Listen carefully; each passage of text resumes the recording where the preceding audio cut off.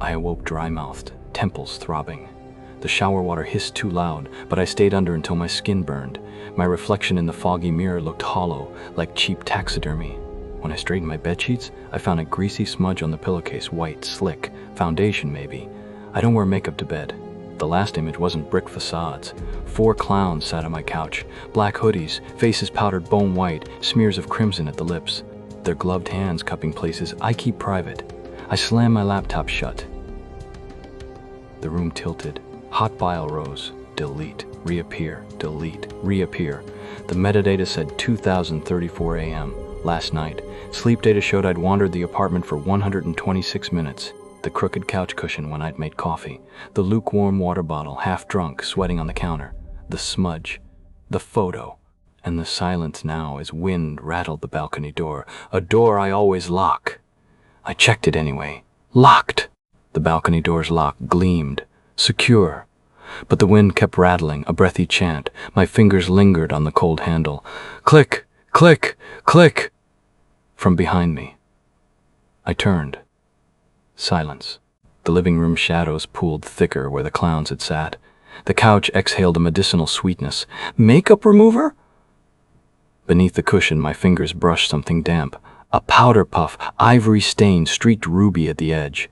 The laptop hummed when I opened it. The photo still pulsed there, but the clowns' heads were tilted now, as if tracking me across the room.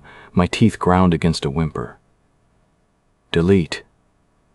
The screen blinked black. A creak from the hallway. Not wind. Weight on floorboards. Slow, deliberate. A draft licked my ankles. I'd shut every window. Who's here? My voice frayed. No answer. Just the fridge again, shuddering off. I crouched by the outlet. My phone charger was unplugged, coiled tight, except the end was moist. Chewed. Ragged plastic teeth marks grooved the casing. The bathroom light flickered. I didn't remember turning it on. Inside, the mirror steamed anew, though the shower was dry. Through the fog, a phrase crawled in greasy strokes. W.E. Found you awake. My knees hit tile. Somewhere low and wet, laughter bubbled. Not in the room. In my skull. Echoing. Filling every hollow. The metallic taste hit first blood. I swiped my nose. Clean. But the copper lingered, slick on my tongue. My reflection in the toaster, pupils too wide, nostrils dark craters. I turned it face down. I didn't write that message. I didn't.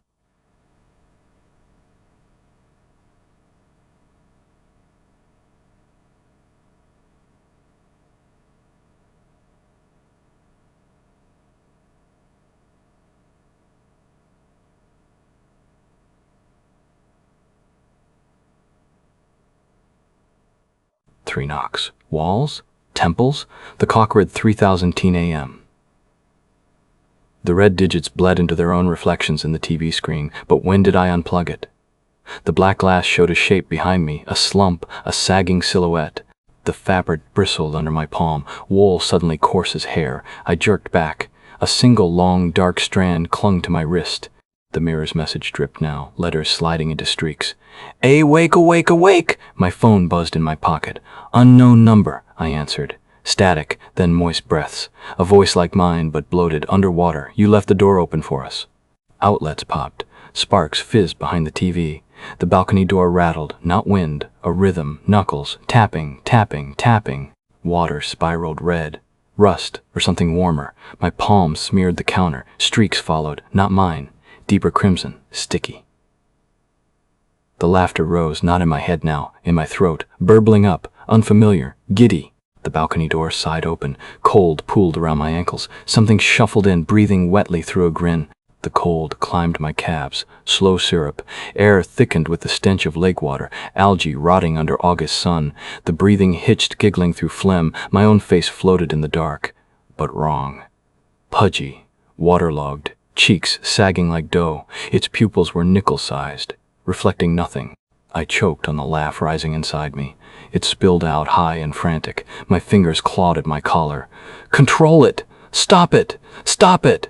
Shh! It rasped, my voice through a choked drain. One bloated hand emerged, glossy wet. The linoleum sizzled where it dripped, greenish black. My spine locked. Eyes skittered to the toaster. Face down! To the mirror! A wake now pooled on the sink, swirling pink. Movement there, not the thing, me! My reflection's mouth hinged wide, tongue lolling, eyes rolled back, talking silently. Footsteps circled, heavy, squelching. Clock digits died. 3018? Still?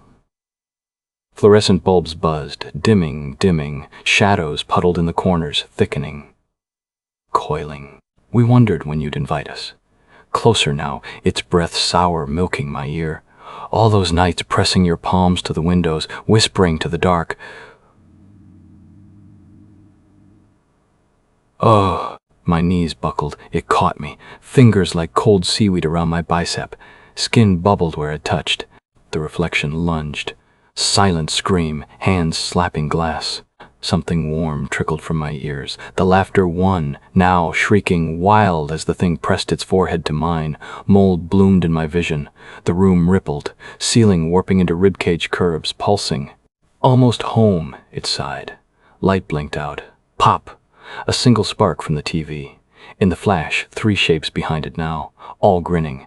The walls breathed, ribs contracting, slick with condensation that dripped, thickened, gelid strands clung to my hair. My heartbeat was wrong. Double thumped like something inside it, clawing up my throat each pulse. The bathroom mirror cracked. Not the glass, the reflection. My face split diagonally, peeling open to a wet yawn of teeth and torn muscle. The thing holding me purred, vibrations traveling through my molars. Damp curls of wallpaper spiraled down, birch bark peeling. Underneath, flesh, raw, streaked with violet veins. The tallest shape tilted its head, shadows sliding off it, oil on water revealing features my mind skittered from. My legs sank, not buckling, melting. The floor gave like sponge, sealing around my calves. To my left, the refrigerator hummed a lullaby, door creaking wide to reveal jars of writhing, brine-eyed things. The thing's thumb stroked my wrist, leaving weeping blisters. "We'll wear you quiet!" Shadows dripped from its form like tar, revealing fragments of a face nearly mirroring my own. The TV sparked blue.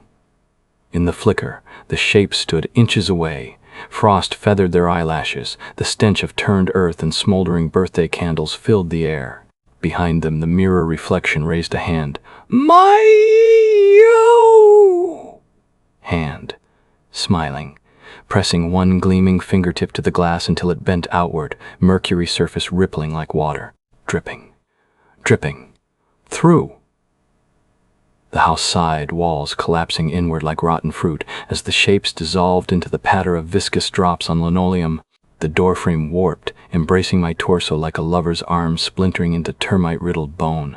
I tried to scream, but my tongue was mulch, dissolving against the roof of my mouth. My fingers petrified first, branching, fibrous roots pushing through nail beds to clasp the floorboards. The shapes were absent. Only the house remained, or perhaps they had been the house all along.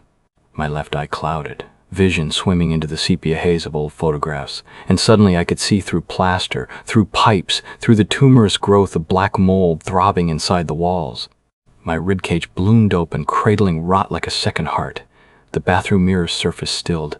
My reflection gazed back, pristine, brushing her hair, mouthing words I felt more than heard. She pressed her palm to the glass. Mine rose to meet it, bark-skinned and embedded with rusted nails. When the fusion came, it wasn't pain, it was recognition. The house's pulse synced with mine, attic beams groaning like a contented throat. Rain began outside, or was it the last of my sweat sliding down windows? Electricity died. Darkness pooled. Somewhere, a key turned.